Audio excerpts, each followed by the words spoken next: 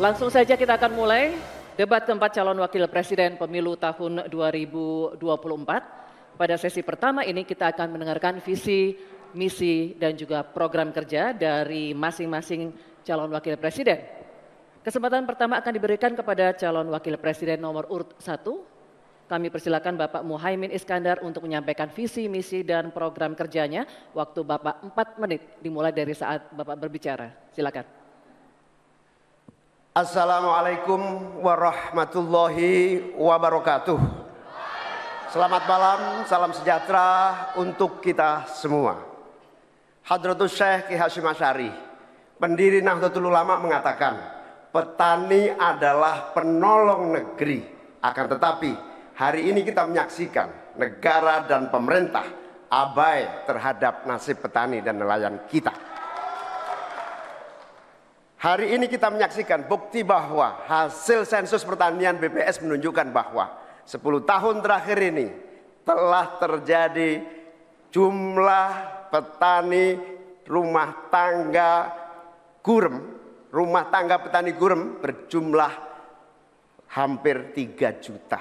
Ini artinya 16 juta rumah tangga petani hanya memiliki tanah setengah hektar.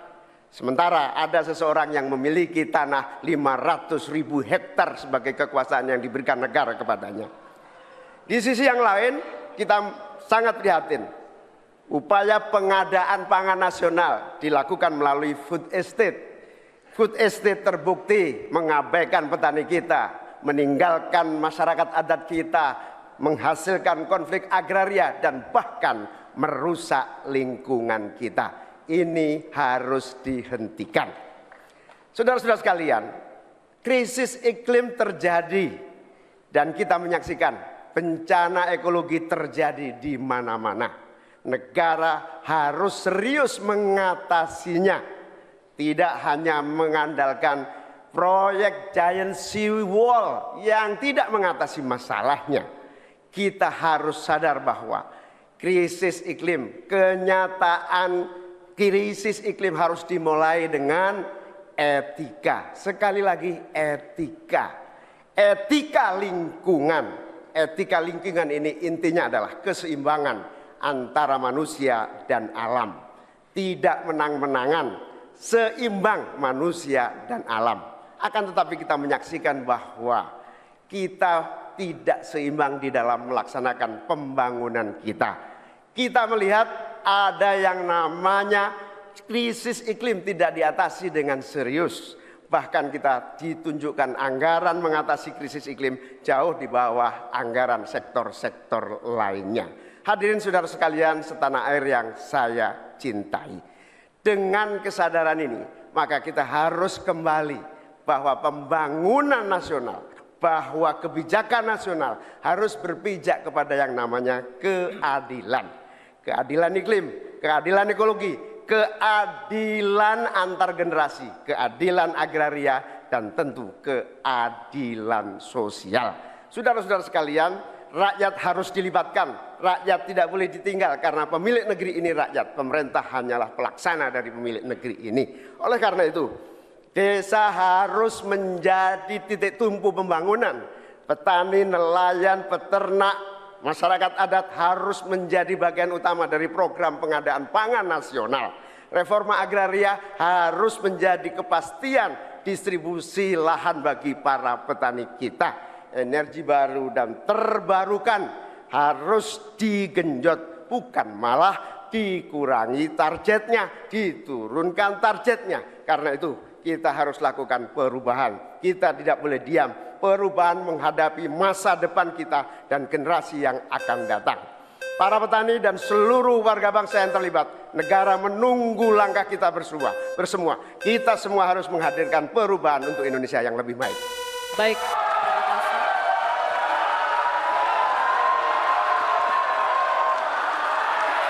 Cukup. Bapak Ibu cukup. Nanti kita berikan waktu di terakhir ya. Kita lanjutkan Cukup? Bapak Ibu ya. Tenang. Baik, terima kasih Bapak Muhaimin Iskandar. Selanjutnya kami persilakan calon wakil presiden nomor urut 2, Bapak Gibran Rakabuming Raka untuk menyampaikan visi, misi, dan program kerja. Waktu Bapak 4 menit dimulai ketika Bapak berbicara. Assalamualaikum warahmatullahi wabarakatuh. Salam sejahtera, Shalom, Om Swastiastu, Namo Buddhaya, salam kebajikan. Indonesia ini negara besar. Kita harus bersyukur Indonesia memiliki sumber daya alam yang sangat kaya. Di antaranya kita punya cadangan nikel terbesar di dunia, timah terbesar nomor 2. Oleh karena itu, program hilirisasi harus dilanjutkan dan diperluas cakupannya. Tidak hanya hilirisasi tambang saja, tapi juga hilirisasi pertanian, sektor maritim, dan juga hilirisasi digital. Intinya, kita tidak boleh lagi mengirim barang mentah. Untuk mengurangi ketergantungan pada energi fosil, kita akan dorong transisi menuju energi hijau, seperti bioaftur, biodiesel, dan juga bioetanol. Yang sudah dilakukan meliputi B35 dan B40. Potensi energi baru terbarukan kita juga luar biasa sekali. Bisa mencakup 3.686 gigawatt yang meliputi energi surya, angin, air, bioenergi, dan juga panas bumi. Oleh karena itu, kerjasama Pentahelix wajib untuk didorong. Bapak Ibu yang saya hormati, teman-teman sesama anak muda, jika agenda hilirisasi, pemerataan pembangunan, transisi menuju energi hijau, ekonomi kreatif, UMKM bisa kita kawal, insya Allah akan terbuka 19 juta lapangan pekerjaan untuk generasi muda dan kaum perempuan. 5 juta diantaranya adalah green jobs. Green jobs ini adalah peluang kerja di bidang kelestarian lingkungan. Green jobs ini adalah tren peluang kerja masa kini dan masa depan. Untuk mendorong kesejahteraan petani, akan kita dorong terus ketersediaan pupuk dan bibit yang mudah dan murah. Untuk menjaga stabilitas harga pangan, akan kita optimalkan peran dari TPID, ID Food, Bulog, dan Badan Pangan. Untuk meningkatkan produktivitas para petani, akan kita dorong terus mekanisasi. Generasi muda akan kita dorong melalui smart farming. Agenda reforma agraria akan kita lanjutkan juga terkait kepemilikan tanah dan juga pemanfaatan tanah yang lebih berkeadilan. Program PTSL, redistribusi tanah, dan One Map Policy akan dilanjutkan. Anggaran dana desa sudah terbukti menurunkan angka desa tertinggal dan meningkatkan angka desa berkembang dan mandiri. Oleh karena itu, anggaran dana desa akan ditingkatkan sesuai dengan kekuatan fiskal di dalam negeri. RUU Masyarakat Hukum Adat akan didorong agar lebih berkeadilan. Karena sesuai dengan prinsip Sustainable Development Goals, yaitu Leave No One Behind. Narasi besarnya di sini adalah keberlanjutan dan penyempurnaan. Terima kasih. Wassalamualaikum warahmatullahi wabarakatuh. Baik. Masih ada waktu Bapak? Masih ada waktu. Mau dimanfaatkan atau tidak? Cukup? Baik. Oke. Cukup? Cukup? Tenang? Tenang Bapak, Baik. Ibu? Kita lanjutkan, Bapak, Ibu. Kita lanjutkan. Cukup? Bisa Terima tenang? kasih. Kita lanjutkan ya. Kita lanjutkan. Baik. Nanti kita akan kasih kesempatan, kita lanjutkan dulu sesinya. Selanjutnya kami akan persilakan calon wakil presiden nomor urut 3, Bapak Mahfud MD untuk menyampaikan visi, misi, dan program kerjanya. Waktu Bapak sama 4 menit dimulai saat Bapak berbicara. Silakan Pak Mahfud. Bismillahirrahmanirrahim, atas berkat rahmat Allah yang Maha Kuasa. Diskusi atau debat ini sangat penting karena menyangkut tiga hal yang akan menentukan masa depan negara kesatuan Republik Indonesia dan bangsa Indonesia, yaitu Tuhan, manusia, dan alam. Di dalam kearifan lokal, misalnya di Jawa dan Bali ada istilah Trihita Karana. Di Sunda, Jawa Barat ada Tritangtu, 3. Ada Trinitas, Trisakti, dan sebagainya. Di dalam kearifan lokal, bangsa Indonesia di masa lalu sudah biasa melakukan langkah-langkah untuk memberikan perlindungan atas lingkungan hidup agar lestari. Bahkan konstitusi kita juga menyatakan bahwa sumber daya alam itu harus dikelola dan digunakan untuk sebesar-besar kemakmuran rakyat. Saudara, sumber daya alam kita sangat kaya, tapi pangan belum berdaulat. Petani makin sedikit, lahan pertanian makin sedikit, tapi subsidi pupuk makin besar. Pasti ada yang salah. Petaninya sedikit, lahannya sedikit, kok subsidinya setiap tahun naik? Pasti ada yang salah. Laut kita berlimbah, udara kita meracuni paru-paru kita. Investor masuk, industrialisasi terjadi, lingkungan rusak, rakyat menderita.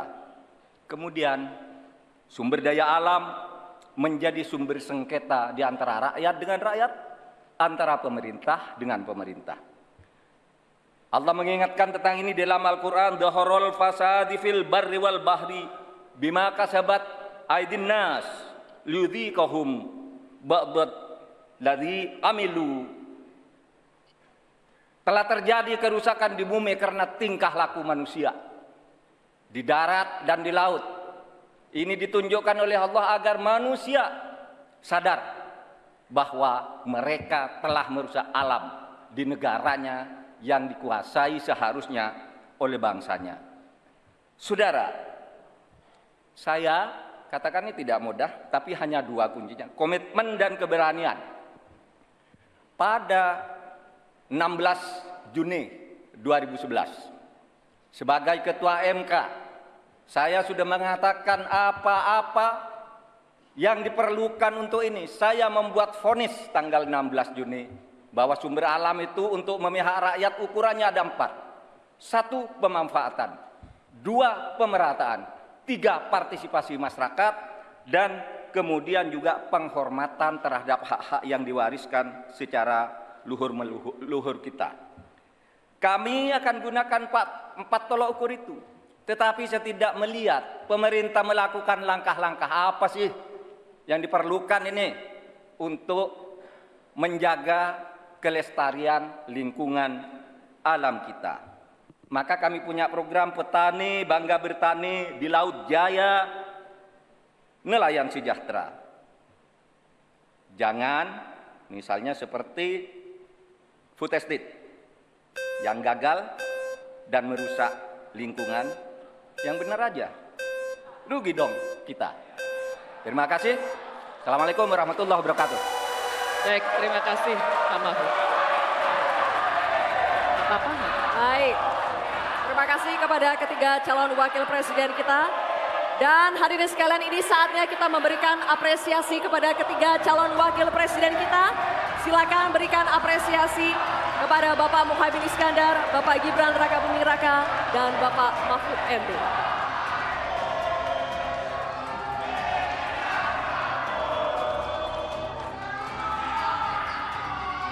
Baik.